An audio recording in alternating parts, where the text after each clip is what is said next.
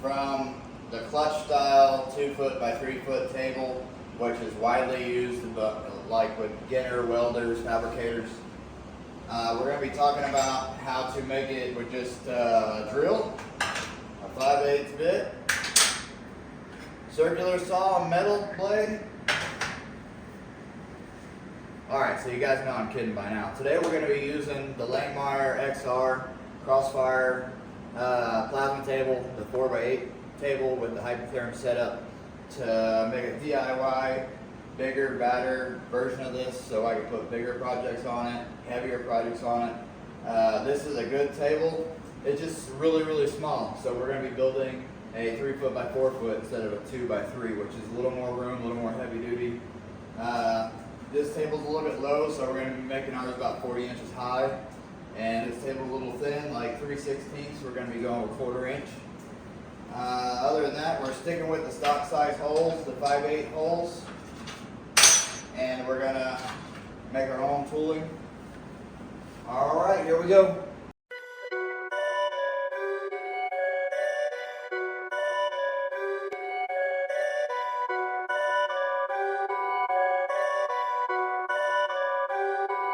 Perfect.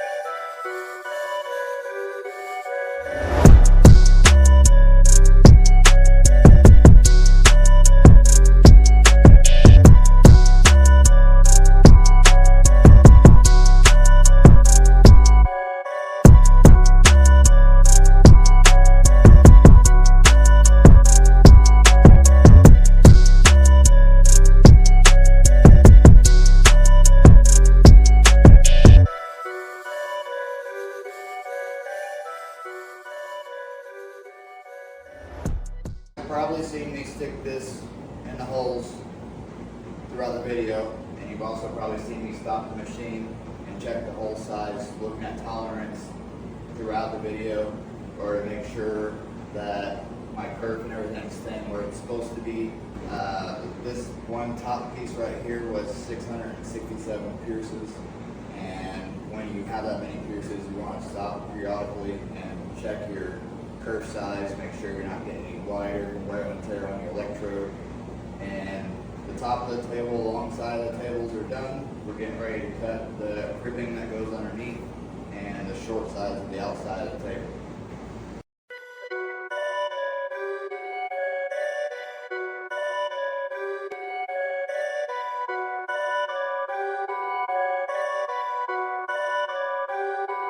Perfect.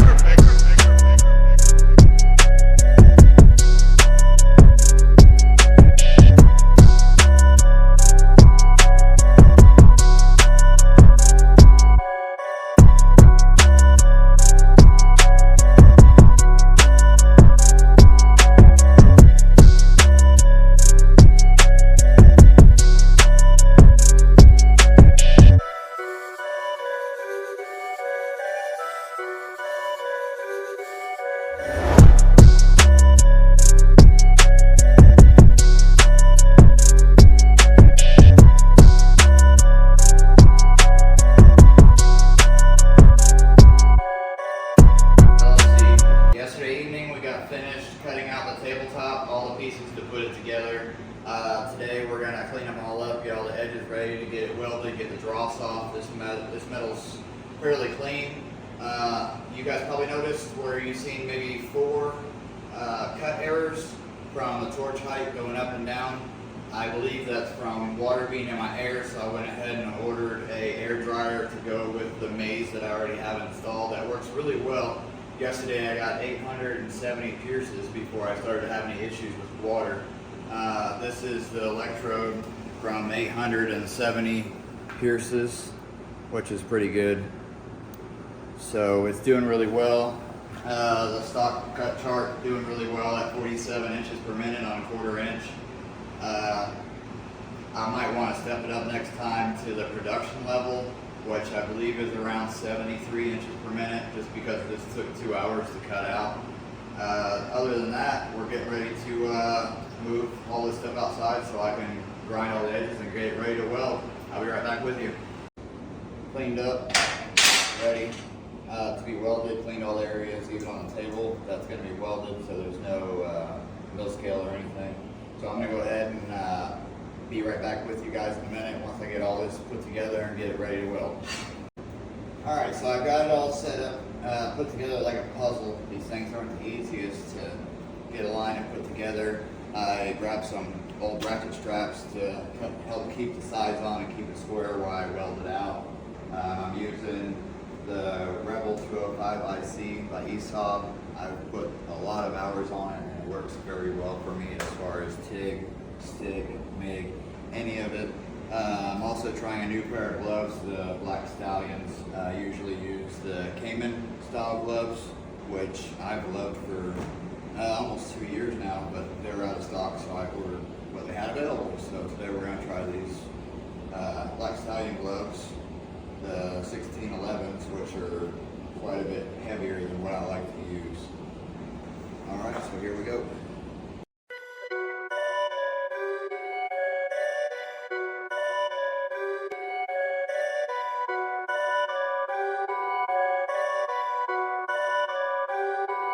Perfect.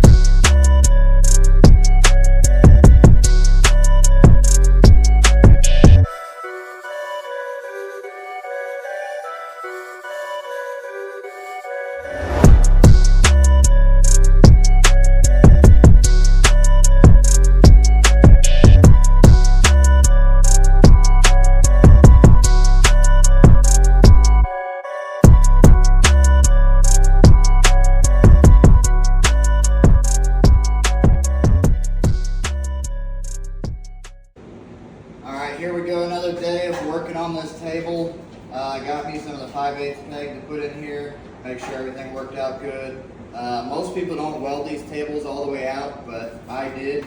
For what I'm doing, I'm not really worried about them being welded out where they puzzle piece or slot together. I went ahead and mounted 4x4 square tube legs on here. For the original plans, it was a plate that goes under here to weld the legs to. I decided just to button weld the legs underneath here and throw some casters on it. The casters that I'm using are the Amazon casters, same casters that I used on the benders that I built. They work really well. They're only like 40 bucks for a full set. I took some paint off the inside of these and got these old cutouts that came from the cribbing underneath here that I'm gonna mount them to. I'm gonna tack weld them, button weld them, whatever you want to call them. I'm sure there's a right terminology out there for it. Basically, when you have a hole, you just plug it full of weld and weld your surface to it. And then I'm gonna weld them to the bottom of these legs. I'm gonna go ahead and weld these out, and I'll be right back with you, and you guys can watch me put the casters on the bottom. Probably the worst video I could have made because I'm only recording half of everything. But in the middle of deciding to make sure all the legs are level before I put the casters on that I got ready to put on, had some extra 3-inch metal laying around. I said these legs are 4-inch, they're actually 3-inch by quarter. I had some extra metal laying around, so I figured why not just use it, make sure there's no give in the table. Threw some in here, getting ready to clean up all these weld areas and weld it out. I'll be right back with you. Alright, ran into a problem here with this. My garage floor is very unlevel because it's an old house built in the 60s. This is a house that I am renting until I find a place that I want to buy, so I don't plan on fixing it.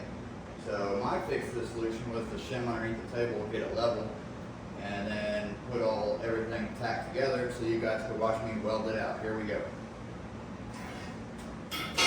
Got all the joints cleaned and prepped and ready to go.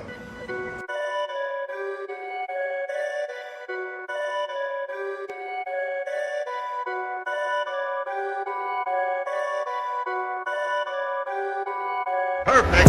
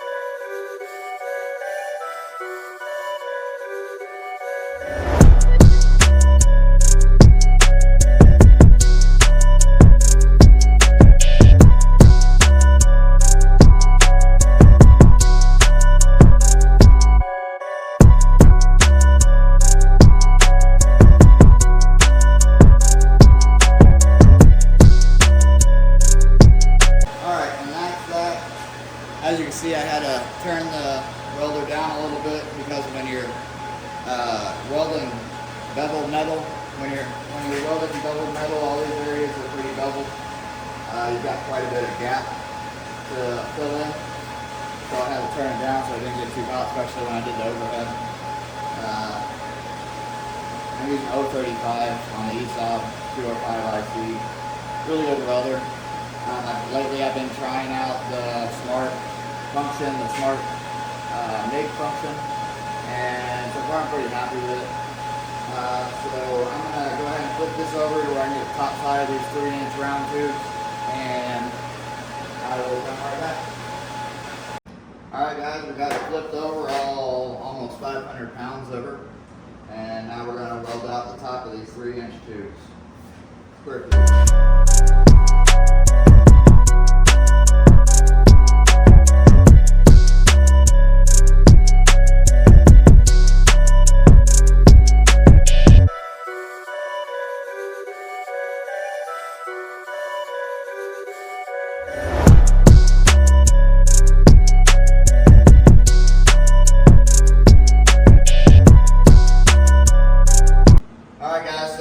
My 3 foot by 4 foot, 40 inches tall, with the 4-inch casters, 3-inch legs made out of 1/4-inch tubing, 5/8 holes. Everything's made to spec like it's supposed to. Tools are nice and tight, good tolerance. They go in and out real nice. I'm really happy with it. It's definitely not up to aerospace tech, style tolerances. But it's definitely flat, as you can see.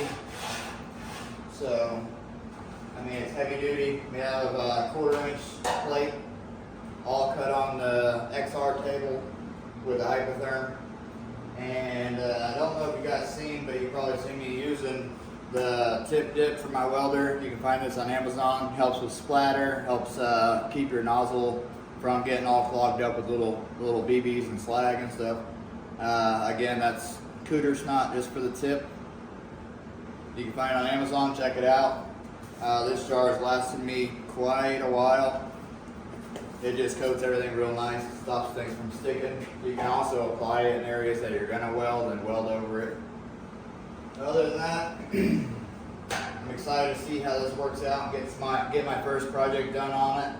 I will probably be adding a little side table over here.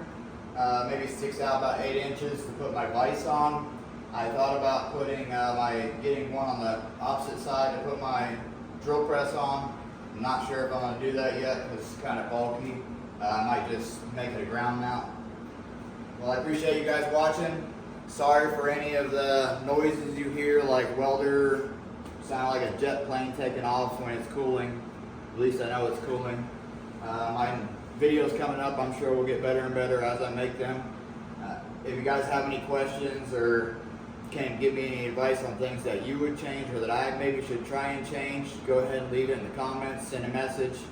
If you guys have any questions about products I used or anything on the table that I use as far as consumables or anything like that, cooling fluid, amperage, just shoot me a message. Thank you.